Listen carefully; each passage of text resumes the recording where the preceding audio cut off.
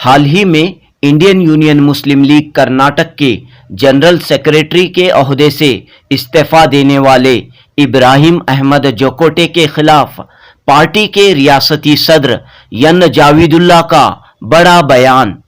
ये पार्टी में नहीं रहना है तो वो जो इस्तीफा देके जा सकते थे, रिजिग्नेशन देके, लेकिन मुझे जो है मुझ पर इल्जाम लगाना, पर्सनल मेरे पे इल्जाम लगा के, मेरे पर्सनालिटी को इल्जाम लगाकर, मेरे बारे में इनको पॉलिटिकल नॉलेज नहीं है और ये कॉमन पॉलिटिकल वर्कर के जैसा भी इनको नॉलेज नहीं है, वो कुछ ना कुछ मेरे बारे में जो पर्सनल अटैक किए हैं वो सरासर गलत है। मैं उसके बारे में लीगल एक्शन लेने वाला हूं, जो कुछ उन्हें बोले हैं। और उनका जो है रिजिग्नेशन जो दिए गए थे, हालांकि वो अडॉक कमेटी के जनरल सेक्रेटरी थे, ठीक है, तो इनका रिजिग्नेशन लेटर एक्सेप्ट किया गया है।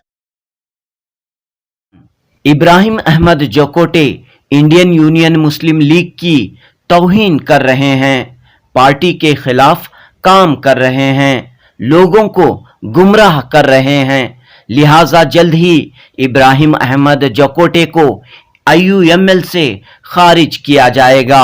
बेंगलुरु में इंडियन यूनियन मुस्लिम लीग के रियासती सदर यन जाविदुल्ला ने ये बात कही।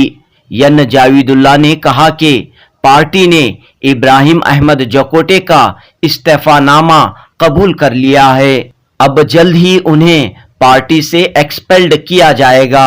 इंडियन यूनियन मुस्लिम लीग के दफ्तर में मीडिया से खिताब करते हुए यन जाविदुल्ला ने कहा कि इब्राहिम अहमद जोकोटे ने न सिर्फ उनकी तौहीन की है बल्कि पार्टी के बड़े लीडरों की भी बेइज्जती की है, लिहाजा वो इब्राहिम अहमद जोकोटे के खिलाफ डिफेमेशन केस फाइल करेंगे।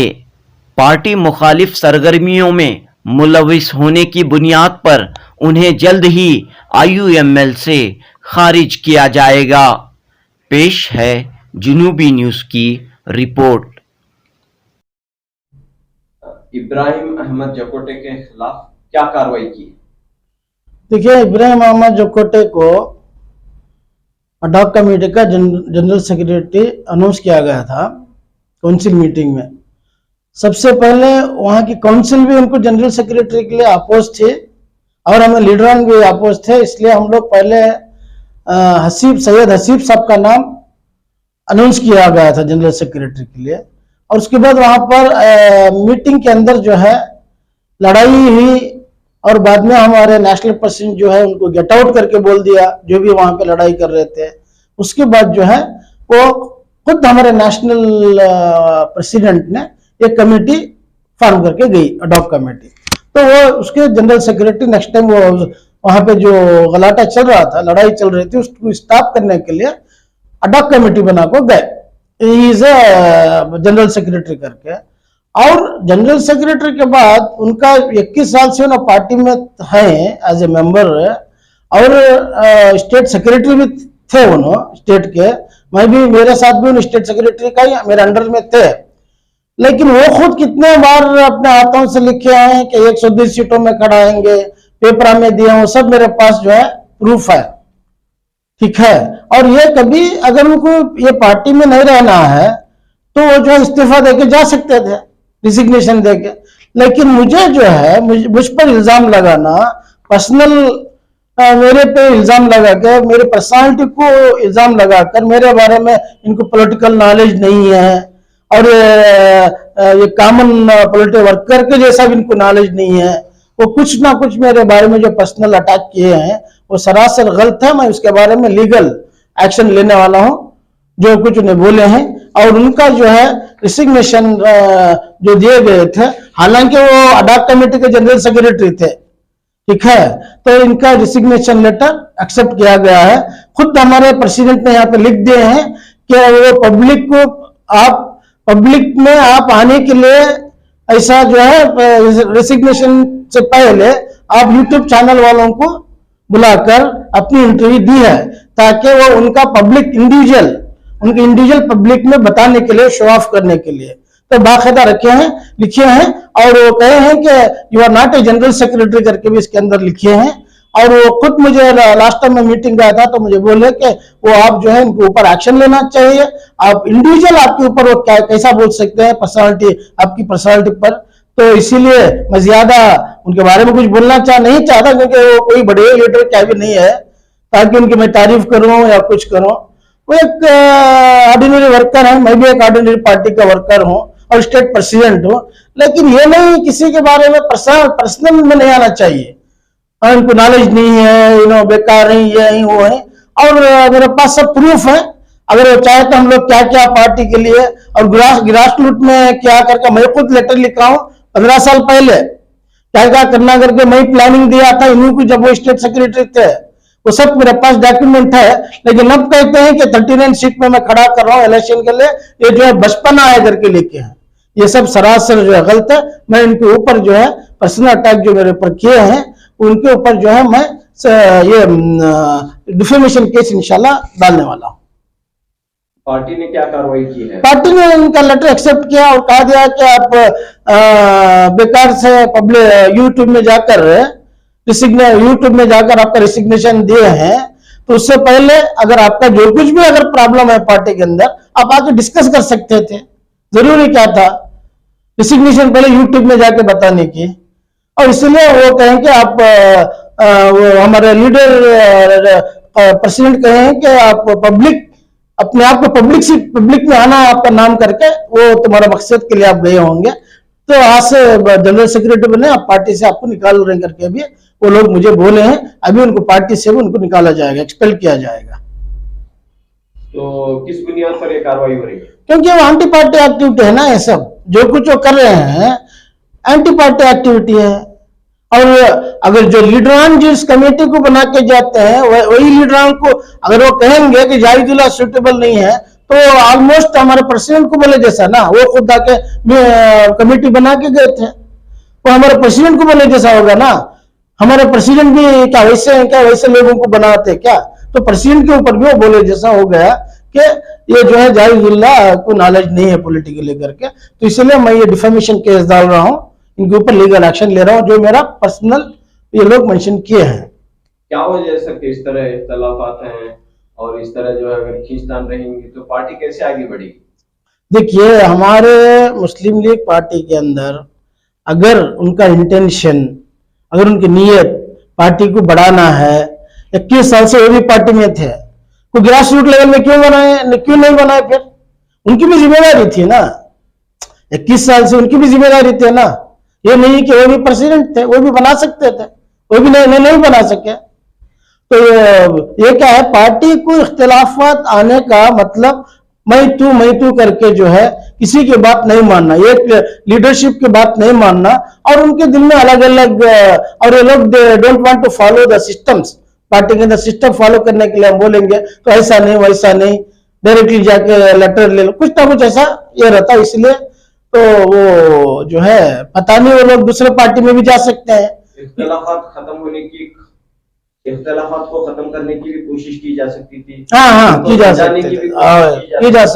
तो आपकी जानिब से ऐसी कोशिश क्यों नहीं हुई? क्योंकि वो मेरे पास जो है जब मैं मोबाइल में भेजता हूँ उनको, तो वो कहते हैं कि मीटिंग का कॉल करो करके, वो बोलते हैं कि नहीं मैं कॉल नहीं कर सकता हूँ, अब ये डिक्टेटरशिप नहीं चलेगा, डायरेक्टली जाकर आप लेटर लेके आओ, ऐसा कुछ बोलते हैं। और मेरे पास वो सब प्रूफ है। वो एक तरफा फैसले ले रहे थे, वो उनकी मनमानी चल रही थी पार्टी में, इसलिए उन्होंने जो है इस्तीफा दिया है। जो मनमानी चल रही थी, तो मुझे अब तक जो है हमारे नेशनल लीडर, मैं डेली मंथली रिपोर्ट देता हूं उनको, पूरा मेरा रिपोर्टिंग जाता है, तो मेरे ऊपर नेशनल लीडर क्यों एक्शन नहीं लिए? नेशनल लीडर तो लेना चाहिए था ना। कोई एक आदमी बोल दिया मनमानी कर रहे बोले तो।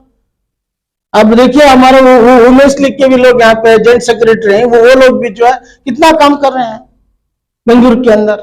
तो ये नहीं कि मनमानी का मतलब क्या है? इब्राहिम जकोटे साहब की ये बात भी है कि जावेदुल्लाह ने जो ऐलान किया कि इंडियन यूनियन मुस्लिम लीग आने वाले कर्नाटक असेंबली इलेक्शन में 30 से ज्यादा मकामात पर इलेक्शन लड़ेगी, तो उनका कहना है कि आपने कोई तैयारी नहीं की, आपने पार्टी को कुछ मजबूत नहीं किया। नहीं, उसको भी जनरल सेक्रेटरी, उनको भी जिम्मेदारी थी ना, वो आगे बोल सकते थे ना एक बार भी मीटिंग अटेंड नहीं किया और आके सिर्फ बोल दिया तो हो जाता है क्या? वो भी आके मीटिंग में अपना ख्याल रख सकते थे ना। और ये जो है जो कुछ मैं अनाउंस किया हूँ जो सीट्स का, वो हमारे हाईकमान से डिस्कस किया हूँ, लेटर भी इधर ही है।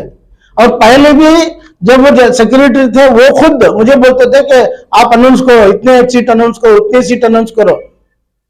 आप पार्टी ग्रास रूट में लेवल नहीं, वो भी कर सकते, वो भी एक जिम्मेदार है ना पार्टी खत्म होने के लिए कर्नाटक के अंदर, बिकॉज वो भी सेक्रेटरी थे ना 21 साल। तो इलेक्शन के करीब अगर ऐसा इस तरह के झगड़े पार्टी में होते रहेंगे तो पार्टी कैसे आगे बढ़ेगी? नहीं, उनसे ये एक आदमी जाने से वो कुछ होने वाला नहीं है पार्टी को। और वो भी क्या, वो इतना बड़े लीडरशिप क्वालिटी के आदमी गए ताकि पार्टी को नुकसान हो, ऐसा कुछ बड़ा नहीं है ताकि हमारे वोट भी जाए, इनके पास एक 25,000 वैसा कोई नहीं है मामला।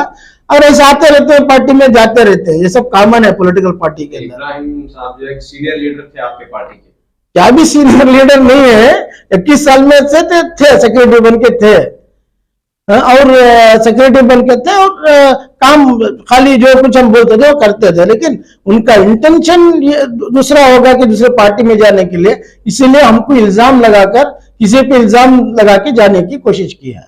अगर वो दोबारा पार्टी में आना चाहेंगे तो क्या उनका इस्तेमाल करेंगे, आप वेलकम करेंगे? मैं नहीं कर सकता हूँ क्योंकि जितना वो पब्लिसिटी किए हैं, और उसके लिए मैं तो नहीं कर सकता उनको इस्तेमाल।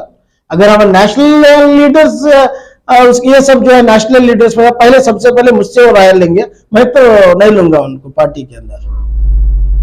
तो आखिर में क्या बात रखना चाह रहे हैं? ऐसा कुछ नहीं, मैं यही कभी भी जो है मुस्लिम लीग पार्टी के अंदर जो भी लोग आते हैं, पहले से मैं बोलते आ रहा हूँ कि इत्तेहाद इत्तेफाक आपस में करो, ताकि जो है हमारे मुसलमानों के अंदर इत्तेहाद नहीं रहने पर ये सब होता है। इसलिए हमारी पार्टी का स्लोगन ही है कि यूनिटी इज द स्ट्रेंथ।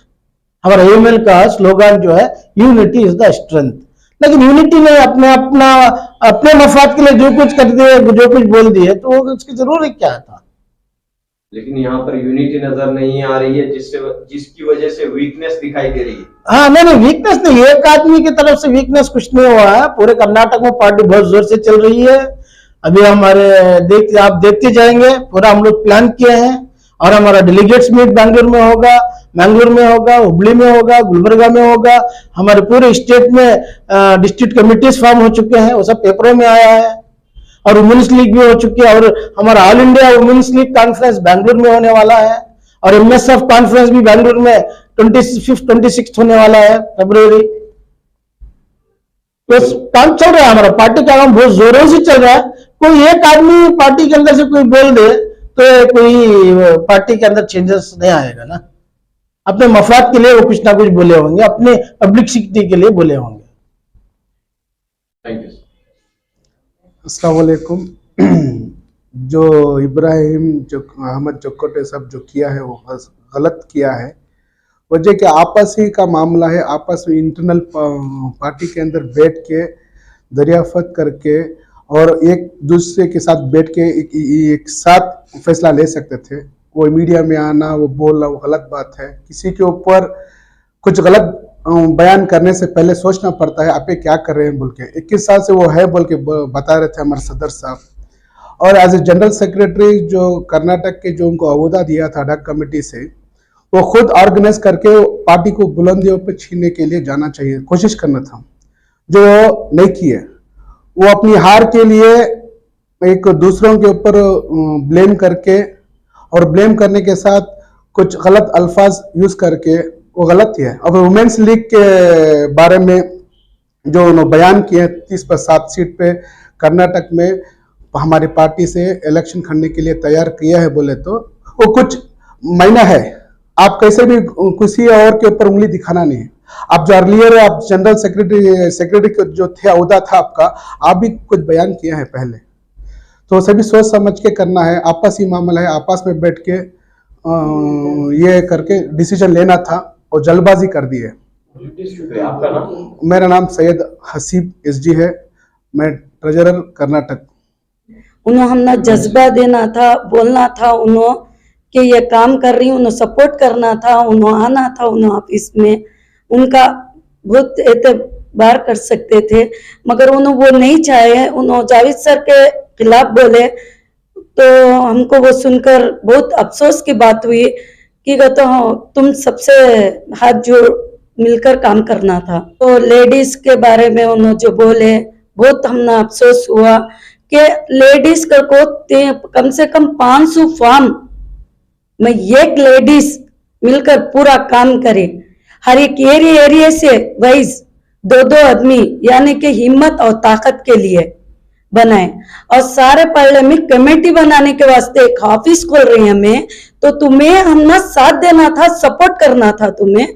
उसकी वजह से मुस्लिम्स को मुस्लिम्स के खिलाफ बोले तो बाहर वाले आरएस वाले कौन भी जो भी उनको उठा को देने के वास्ते मजबूत तुम्हें ही बनाए। मैं तुम्हारे ऊपर ही बोलती हूँ, मैं किसके ऊपर भी नहीं बोलती। एक बार तुम्हें ये नहीं करना था, तुम्हें ऑफिस में आकर शेयर कर को बात करना था, मगर तुम्हें ये आम कर दिए। मुझे ये बहुत अफसोस की बात हो रही है। मगर इलेक्शन की बात दूर, वो कौन जीती कौन हारती वो वक्त के ऊपर बात हमने उसकी सब इजाजत भी नहीं है और जानकारी भी नहीं चाहिए है। मगर हिम्मत और ताकत और जज्बा करने से हर इंसान भी कामयाबी ले लगाता है। मगर तुम्हें ये जो करी आमालों का दारो मदद नियतों पर है, वैसे तुम्हारी नियत पाक आती तो तुम्हें ऐसा नहीं करना था। इसके लिए मुझे बहुत अफसोस हुई।